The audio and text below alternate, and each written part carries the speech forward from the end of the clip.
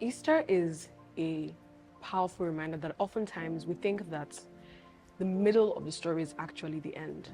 You know, I was just reflecting on the story of Easter, and really from the perspective of the disciples, right? They were the ones that were in the middle of it, they were the ones that were experiencing the feelings of it.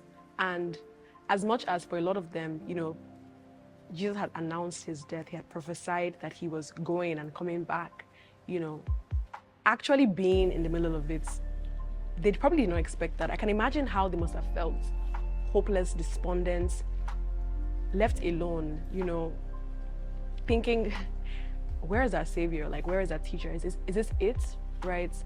And that is often a lot of us, right? A lot of times we think that when we are going through something, when it feels extremely difficult and hard, that is all that there is. This is the end of our story. But God is often about to change the chapter.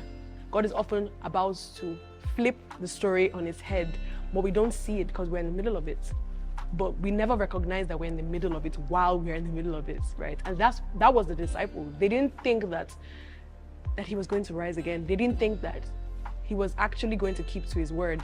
You know, they were fearful, and that really is very, very real, because that is us sometimes.